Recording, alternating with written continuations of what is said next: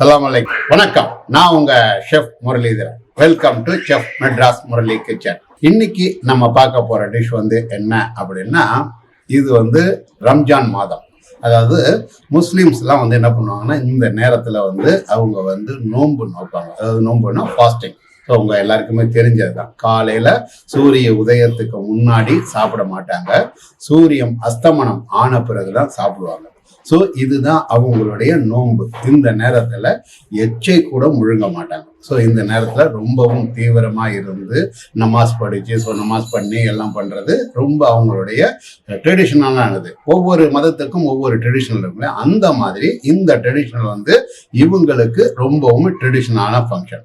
So இந்த function நேரத்தில் இவங்க என்ன பண்ணுவாங்க அப்படின்னா, காலையிலேருந்து சாயங்காலம் வரைக்கும் விரதம் இருக்கிறதுனால அந்த டைம்ல என்ன பண்ணுவாங்க அப்படின்னா, மசூதிகள்ல பள்ளிவாசல்ல என்ன பண்ணுவாங்க அப்படின்னா, நோன்பு கஞ்சி அப்படின்னு ஒண்ணு கொடுப்பாங்க. நீங்க நினைக்கலாம், ஒரு சில பேர் உங்களுக்கும் இதுக்கும் என்ன சம்பந்தம் அப்படின்னு சொல்லி நீங்க நினைக்கலாம். ஏன்னா நான் எந்த சமூகத்தை சேர்ந்தேன்னு பாதி பேருக்கு தெரிஞ்சிருக்கும். இருந்தாலும் நான் ஏன் இதை பண்றேன் அப்படின்னா, என்னுடைய ஒரு சில காலகட்டங்கள்ல என்னுடைய பக்கத்து வீடு, அதாவது நெய்பர் அப்படின்னு சொல்லுவாங்க இல்லையா, அவங்க இஸ்லாம் மதத்தை சேர்ந்தவங்க தான் எனக்கு நிறைய நேரம் ஃப்ரெண்டாகவும் இருந்திருக்கிறாங்க, இன்னமும் ஃப்ரெண்டாகவும் இருக்கிறாங்க. அவங்க என்ன பண்ணுவாங்க அப்படின்னா, நான் வெஜிடேரியன் அப்படிங்கிறதுனால எனக்கு என்ன பண்ணுவாங்க அப்படின்னா, வெஜிடேரியன் பண்ணக்கூடிய நோன்பு கஞ்சியை எனக்கு கொடுத்துருக்குறாங்க. ஸோ அந்த நோன்பு கஞ்சியை நான் சாப்பிட்டுருக்கிறேன். ஸோ அதனுடைய அடிப்படையில் இன்னைக்கு அவங்க எப்படி பண்ணுவாங்களோ அதை மாதிரி உங்களுக்கு இந்த நோன்பு கஞ்சி பண்ணி காட்டுறேன். பட் இது அவங்க தான் சாப்பிடணும் அப்படிங்கிறது கணக்கு கிடையாது. நாமளும் சாப்பிடலாம். பட் அவங்க அது ட்ரெடிஷ்னலாக ஃபாலோ பண்றாங்க. அதுக்கு அடுத்தது இந்த நோன்பு கஞ்சி அப்படிங்கிறது அவங்க விரதம் இருக்காங்க இல்லையா, இந்த விரதம் இருக்கிற நேரத்துல அவங்க பள்ளிவாசல்ல பாத்தீங்க அப்படின்னா உளுந்து வடை, ஸோ மெதுவடை ரெடி பண்ணி விற்பாங்க. நீங்க எல்லாருமே பார்த்துருப்பீங்க. ஸோ ஏன் அந்த மெதுவடையை பண்றாங்க அப்படின்னா, காலையிலேருந்து விரதம் இருந்து மறுபடி எந்த பொருளை சாப்பிடும் பொழுதும் அந்த கேஸ்ட்ரிக் ஃபார்ம் ஆகும். ஸோ அதாவது என்னன்னா, வெறும் வயிறா இருந்து அதுல நீங்க சாப்பிடக்கூடிய சாப்பாடு ஒரு மாதிரி உங்களுக்கு அனிசியா இருக்கிற மாதிரியும் இருக்கும். அதனால இந்த ஒரு உளுந்து வடையை சாப்பிட்டுட்டு மேற்கொண்டு இந்த கஞ்சியும் சாப்பிட்டீங்க அப்படின்னா, காலையிலேருந்து இருக்கக்கூடிய அந்த விரதத்தை இது என்ன ஆகும் அப்படின்னா, வெறும் வயிறா இருக்கிறதுக்கு இதை ஒரு சமநிலைப்படுத்துறதுக்காக தான் இவங்க இந்த உளுந்து வடையையும் கஞ்சியையும் சாப்பிட்றாங்க. ஃபர்ஸ்ட் இதுல வெஜிடேரியனும் இருக்கு, நான் வெஜிடேரியனும் இருக்கு. ஸோ நான் வெஜிடேரியன்ல மட்டன் கேமா, சிக்கன் கேமா அந்த மாதிரிலாம் போடுவாங்க. பட் வெஜிடேரியன் கஞ்சி போடும்போது என்ன பண்ணுவாங்க அப்படின்னா, இந்த கேரட் மாதிரி போட்டு பண்ணுவாங்க, இல்ல வெறும்னா போடாமையும் பண்ணுவாங்க. ஸோ இன்னைக்கு நம்ம பார்க்க போறது என்ன அப்படின்னா, நோன்பு கஞ்சியில வெஜிடேரியன் கஞ்சி பார்க்க போறோம். அதோட இல்லாம இது எப்படி செய்யறது, இதுக்கு என்னென்ன தேவையான பொருட்கள் அப்படிங்கிறத பார்க்கலாமா? வாங்க வீடியோக்குள்ள போலாம். ஏலக்காய் 2, பட்டை சிறிதளவு, கிராம்பு 4 பீஸு, சோம்பு ஒரு அரை ஸ்பூன் போட்டிருக்கேன்.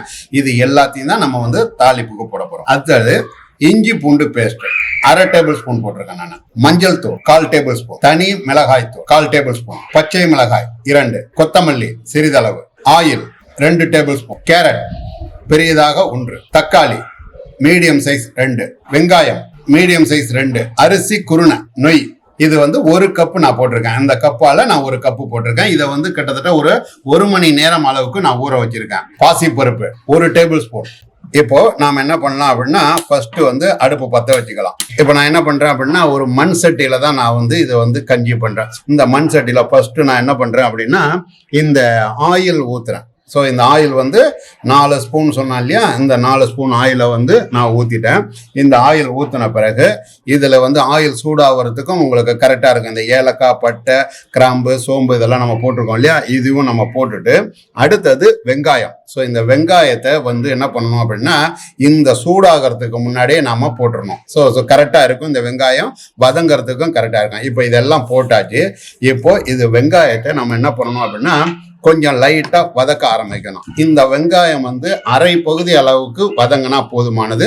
வதங்கட்டும், நான் காட்டுறேன். இப்போ நான் என்ன பண்றேன், இந்த வெங்காயம் கொஞ்சம் வதங்க ஆரம்பிச்சிருக்கு. இந்த நேரத்துல ஒரு 1/4 ஸ்பூன் அளவுக்கு வெந்தயத்தை ஆட் பண்றோம். ஸோ வெந்தயம் எதுக்கு நம்ம ஆட் பண்றோம் அப்படின்னா, வெந்தயம் வந்து குளிர்ச்சி தரக்கூடியது வயிற்றுக்கு. ஏன்னா காலை நேரத்தில் அவங்க வந்து காலையிலேருந்து சாயங்காலம் வரைக்கும் அந்த நோன்பு இது பண்ணும்போது ஃபாஸ்டிங்கில் இருக்கிறதுனால வயிறு ப்ளஸ் உடம்பு கொஞ்சம் சூடாகும். அதை வந்து குளிர்ச்சி பண்ணுறதுக்காக தான் இந்த வெந்தயத்தை நம்ம ஆட் பண்ணுறோம்.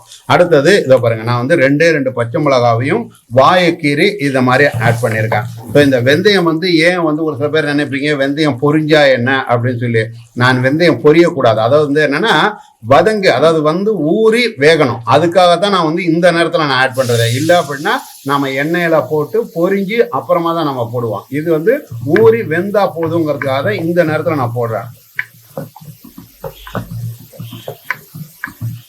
இப்போ இந்த வெங்காயம் வந்து பாதி வெங்காயம் வந்து வதங்க ஆரம்பிச்சிருச்சு. இந்த நேரத்தில் நான் என்ன பண்ணுறேன் அப்படின்னா இஞ்சி பூண்டு பேஸ்ட் நான் ஏற்கனவே சொன்னதில் அளவில் இதை ஆட் பண்ணியிருக்கேன். ஸோ இதை ஆட் பண்ணி இஞ்சி பூண்டு பேஸ்ட் வந்து ரொம்ப ஜாஸ்தி இதில் வந்து வாசனை இருக்கக்கூடாது. ஏன்னா கஞ்சி வந்து மைல்டாக குடிக்கக்கூடியது.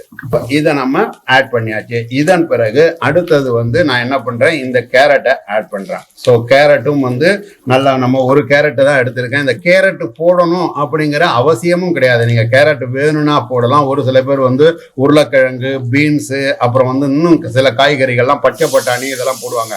பட் வந்து இதெல்லாம் வந்து போடுறதுனாலும் போடலாம், போடாமல் வெறும் கஞ்சியாகவும் இது பண்ணலாம். அதுக்காக நான் வந்து வெறும்னு இந்த கேரட்டை மட்டும் நான் ஆட் பண்ணி காட்டியிருக்கேன். இப்போ வெங்காயமும் வந்து வதங்க ஆரம்பிச்சிட்டு இந்த நேரத்தில் நான் என்ன பண்ணுறேன் அப்படின்னா எடுத்து வச்ச மஞ்சத்தூள் ஆட் பண்ணியிருக்கேன். அடுத்தது மிளகாத்தூள் ஆட் பண்ணிட்டேன். இதன் பிறகு தக்காளி. ஸோ தக்காளியும் நான் ஆட் பண்ணி இதெல்லாம் வதங்கணும். இப்போ வெங்காயம் தக்காளி எல்லாம் சேர்ந்து இந்த மிளகாத்தூள் மஞ்சள் இதெல்லாமும் நம்ம ஆட் பண்ணியாச்சு. சால்ட் இதை வந்து தேவையான அளவுக்கு சால்ட் நம்ம இதில் ஆட் பண்ணுறேன். ஸோ இந்த சால்ட்டும் ஆட் பண்ணிட்டு நான் என்ன பண்ணுறேன் அப்படின்னா ஊற வச்ச பாசி பருப்பு இருக்கு இல்லையா, இதை வந்து ஃபுல்லாக தண்ணியை வடிகட்டிட்டு நான் என்ன பண்ணுறேன் இதில் ஆட் பண்ணுறேன். ஸோ நான் வந்து உங்களுக்கு வந்து எந்த கப்பால் அப்படின்னா உங்களுக்கு வந்து இந்த கப்பால் தான் நான் வந்து நொய் எடுத்திருக்கேன். 1 கப்பு கும்பாரமாக நான் நொய் எடுத்திருக்கேன். ஸோ இதுக்கு வந்து 1 ஸ்பூன் அளவுக்கு தான் நான் வந்து பாசிப்பருப்பை நான் எடுத்து ஊற வச்சு இது மாதிரி பண்ணுறேன். ஸோ இப்போ இது எல்லாம் சேர்ந்து கொஞ்சம் நல்லா வதங்கணும். இந்த பாசிப்பருப்பும் வதங்கட்டும். இப்போ நாம் என்ன பண்ணோம் அப்படின்னா தண்ணி நம்ம ஆட் பண்ண போகிறோம். தண்ணி வந்து நான் என்ன பண்ணுறேன் அப்படின்னா ஒரு 1 லிட்டரு அளவுக்கு தண்ணியை நான் ஆட் பண்ணுறேன். ஸோ எதுக்கு அப்படின்னா இந்த பாசி பருப்பு ப்ளஸ் வந்து வெங்காயம் தக்காளி வெந்து நல்லா வந்து மேஷ் ஆகணும். அதுக்காக தான் நாம் இப்படி பண்ணுறோம். இப்போ இது எல்லாம் சேர்ந்து நல்லா கொதிக்கட்டும், உங்களுக்கு நான் காட்டுறேன். இப்போ பாருங்க, நான் வந்து என்ன பண்ணியிருக்கேன் அப்படின்னா மூடிட்டு இதை திறக்கிறேன். ஸோ இந்த பாசி பருப்பு வந்து கொஞ்சம் வந்து வேக ஆரம்பிக்குது. இந்த நேரத்தில் நாம் என்ன பண்ணுறோம் அப்படின்னா ஊற வச்சிருக்க இந்த நொய் இருக்குது பார்த்தீங்களா, இதை வந்து நான் ஆட் பண்ணுறேன். ஸோ இந்த வந்து நொய் வந்து நல்லா பச்சரிசி நொய் தான் போடணும், புழுங்கரிசி நொய் போடக்கூடாது. காரணம் என்ன, புழுங்கரிசி நொய் போட்டிங்கன்னா என்ன பண்ணாலும் குழையாது. அதனால பச்சரிசி நொய் தான் இதில் வந்து ஆட் பண்ணணும். இப்போ பாருங்க, நான் என்ன பண்ணியிருக்கேன், அரிசியை போட்டுட்டு இதை மாதிரி ஒரு கிளறுறேன். ஸோ இது கிளறது எதுக்கு அப்படின்னா அரிசி பச்சரிசி நொய் கொஞ்சம் தண்ணி ஜாஸ்தி இருந்தாலும் என்ன பண்ணும், நொய் வந்து வேக ஆரம்பிக்கும், மேலே வந்து தான் வேக ஆரம்பிக்கும். ஆனால் இந்த நொய் வந்து ஃபுல்லாக மேஷ் ஆகணும் அப்படின்னா தண்ணி குறைய என்ன ஆகும் அப்படின்னா கீழே கண்டிப்பாக அடி பிடிக்கும். இது வந்து நமக்கு எல்லாருக்குமே தெரியும். சாதமாக இருந்தாலும் சரி, உப்புமாவாக இருந்தாலும் சரி, பொங்கலாக இருந்தாலும் சரி, ஒரு இதில் வந்து தண்ணி குறைய ஆரம்பிக்குது அப்படின்னா கண்டிப்பாக அடி பிடிக்க ஆரம்பிக்கும். அதனால நீங்கள் என்ன பண்ணுங்க அப்படின்னா நல்லா கிளறிக்கிட்டே இருந்தீங்க அப்படின்னா அடி பிடிக்காது. அதே சமயம் சப்போஸ் தண்ணி குறைய ஆரம்பிச்சது அப்படின்னா, அதாவது வந்து இப்போ நம்ம ஊற்றின தண்ணி சப்போஸ் வந்து நமக்கு பத்தலை, அதாவது வந்து தண்ணி கொஞ்சம் கம்மியாக இருக்குது அப்படின்னா நீங்கள் இதில் ஆட் பண்ணுறது வெந்நீரை தான் ஆட் பண்ணணும். தயவு செஞ்சு பச்சை தண்ணி ஆட் பண்ணவே கூடாது. காரணம் என்னென்னா பச்சை தண்ணி ஆட் பண்ணிங்கன்னா வெந்துக்கிட்டு இருக்க நொய்யில் பச்சை தண்ணி ஆட் பண்ணிங்க அப்படின்னா அந்த நொய் வந்து விரைச்சிக்கிற மாதிரி ஆகிடும். விரைச்சிக்கிட்டே அப்படின்னா மறுபடியும் வேகிறதுக்கு ரொம்ப லேட் ஆகிடும். அதனால தயவு செஞ்சு பச்சை தண்ணியை ஆட் பண்ணாதீங்க, வெந்நீரை தான் ஆட் பண்ண. இப்போ இது நல்லா கொதிக்கட்டும், உங்களுக்கு நான் காட்டுறேன். இப்போ பாருங்க, நல்லா வந்து நம்ம தண்ணி ஊற்றின தண்ணியோட சேர்ந்து இப்போ இந்த நொய், பாசிப்பருப்பு, வெங்காயம், தக்காளி எல்லாமே வந்து வேக ஆரம்பிக்குது. ஸோ இப்போ வந்து நம்ம தண்ணி வந்து எவ்வளோ ஊற்றிருக்கோம்னா கிட்டத்தட்ட ஒரு 1.5 லிட்டர் தண்ணி, 1 லிட்டர் தண்ணி உங்களுக்கு ஊற்றினதை காட்டினேன். இன்னொரு 1/2 லிட்டர் தண்ணியும் நான் ஊற்றிருக்கேன். இப்போ நொய் வந்து இப்போதான் வந்து வேகவே ஆரம்பிக்குது. ஸோ இது வந்து நல்லா மேஷ் ஆகணும். இப்போ இந்த வெந்த நொய் வந்து அரை பகுதி தான் வெந்திருக்கு. இது வந்து முழுசா வெந்தது அப்படின்னா உங்களுக்கு நல்ல கஞ்சி மாதிரி நல்லா டைலூட் ஆகணும்.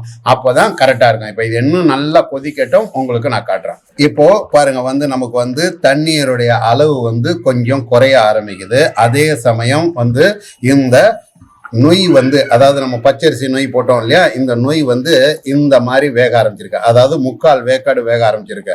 ஸோ இன்னும் கொஞ்சம் நல்லா மேஷ் ஆனிச்சு அப்படின்னா இந்த கஞ்சியில உள்ள தண்ணி வந்து டைட் ஆகி கஞ்சி நல்லா லிக்விடா அதாவது வந்து குடிக்கிற பதத்துக்கு வரும். இப்போ இருந்தது இப்போ நம்ம எடுத்தோம் அப்படின்னா வெந்துருச்சு அப்படின்னு சொல்லி எடுத்தோம் அப்படின்னா மேல தண்ணி தனியாகவும் கீழே நொய் தனியாகவும் இருக்கிற மாதிரி இருக்கும். அப்போ அது பார்க்கவோ சாப்பிடவோ நல்லா இருக்காது. அதனால இன்னும் கொஞ்சம் நல்லா மேஷ் ஆகட்டும். இதன் பிறகுதான் நீங்க என்ன பண்ணணும் அப்படின்னா கைவிடாம கிளறிட்டே இருக்கணும். காரணம் என்னன்னா அந்த கஞ்சி வந்து இனிமே தான் அடி பிடிக்கிற மாதிரி ஸ்டேஜுக்கு வரும். அதனால இப்போ இன்னும் நல்லா கொதிச்சு திக்காகட்டும் காட்டும். இப்போ பாருங்க நமக்கு முதல்ல வச்ச தண்ணியினுடைய அளவும் குறைஞ்சி இந்த கஞ்சி வந்து நல்லா வந்து மேஷ் ஆக ஆரம்பிச்சிருக்கு. இதை நான் சொன்னாலே ஏற்கனவே கொஞ்சம் டைட் ஆகும் அப்படின்னு. இந்த மாதிரி நல்லா டைட் ஆகிட்டே இருக்கணும். இன்னும் கொஞ்சம் டைட் ஆன பிறகுதான் நாம வந்து அந்த கஞ்சியை நம்ம அடுப்பு ஆஃப் பண்ணுவோம். ஆஃப் பண்ணும்போது உங்களுக்கு நான் காட்டுறேன். இன்னும் கொஞ்சம் நல்லா மேஷ் ஆகட்டும் காட்டுறேன். இப்போ இந்த கஞ்சி வந்து கிட்டத்தட்ட ஆல்மோஸ்ட் வந்து ரெடி ஆயிடுச்சு. அதாவது வந்து என்னன்னா அதை பாருங்க, நாம குடிக்கிற பதத்துக்கு ரெடி ஆயிடுச்சு. இப்போ நாம என்ன பண்ணுவோம், ஃபர்ஸ்ட் அடுப்பை ஆஃப் பண்ணிடுவோம். இப்போ கஞ்சியும் ரெடி ஆயிடுச்சு. அடுப்பை ஆஃப் பண்ண பிறகு நான் என்ன பண்றேன் அப்படின்னா ஒரு 1.5 ஸ்பூன் அளவுக்கு தேங்காய், இந்த தேங்காய் திருகின தேங்காவை மேலாக நான் ஆட் பண்றேன். அதுக்கு அடுத்தது நாம வெட்டி வச்சு வாஷ் பண்ணி வச்ச கொத்தமல்லியையும் நான் ஆட் பண்ணிடுறேன். இப்போ இந்த கஞ்சி நம்ம பானையில பண்ணிருக்கிறதுனால கொஞ்ச நேரம் ஆஃப் பண்ணாலும் அந்த சூடு இருக்கும்போது கொஞ்சம் கொதிச்சுக்கிட்டு இருக்கும். இப்போ இதை ஒரு 2 நிமிஷம் மூடி வச்சுட்டு கஞ்சியை நாம சர்வ் பண்ண ஆரம்பிக்கலாம். ஸோ கஞ்சி ரெடி.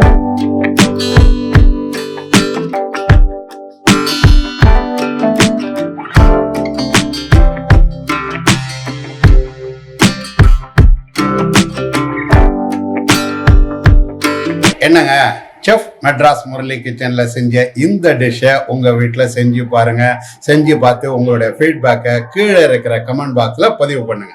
இந்த வீடியோ பிடிச்சிருந்தது அப்படின்னா லைக் பண்ணுங்க, ஷேர் பண்ணுங்க, நம்ம சேனலை மறக்காம சப்ஸ்கிரைப் பண்ணுங்க. இது மாதிரி சூப்பரான வேற ஒரு டிஷ்ல வேற எபிசோட்ல உங்களை சந்திக்கிறேன். அதுவரை உங்களிடமிருந்து விடைபெறுவது உங்கள் செஃப் முரளிதரன். நன்றி, வணக்கம்.